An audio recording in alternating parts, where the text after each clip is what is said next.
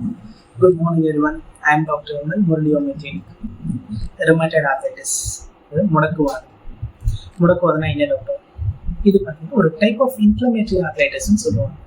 சரி, இன்ஃப்ளமேட்டரி ஆர்த்ரைட்டிஸ்னா என்ன அப்படின்னு ஃபர்ஸ்ட் பார்க்கும்போது ஒரு ஜென்ரலாக ஒரு பேஷண்ட்டுக்கு மூட்டு வலி இருக்குது அப்படின்னு ஒரு ஹாஸ்பிட்டல் போகிறாங்க.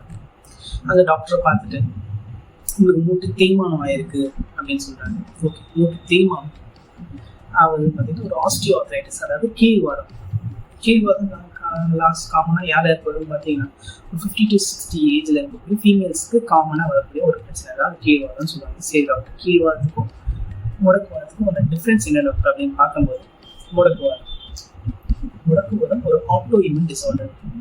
அதாவது நம்ம உடம்புல இருக்கக்கூடிய நோய் எதிர்ப்பு சக்தியை நமக்கு உடம்புக்கு எதிராக திரும்புறதுக்கான ரீசன் தான் இந்த ஆட்டோ இம்யூன் டிஸார்டர் சொல்கிறாங்க. சரி டாக்டர், இதோட சிம்டம்ஸ் என்ன டாக்டர் அப்படின்னு பார்க்கும்போது ஃபர்ஸ்ட் ஆஃப் ஆல் நீங்கள் காலையில் ஏஞ்சிக்கும் போது ஸ்மால் ஜாயின்ட்ஸ், அதாவது விரல்கள் ரிஸ்ட் ஜாயின்ட்ஸில் வீக்கமோ இல்லை ரொம்ப ஸ்டிஃபாக இருக்கமோ இல்லை வலி இருக்கிறதோ இதுக்கான காமன் சிம்டம்ஸாக இருக்கும். மோஸ்ட்டாக இது எந்தெந்த ஜாயின்ஸில் அஃபெக்ட் ஆகும் பார்த்தீங்கன்னா ரிஸ்ட் ஜாயிண்ட்டும் ஸ்மால் ஜாயின்ட்ஸில் மட்டும்தான் இது லார்ஜாக இருக்கும்.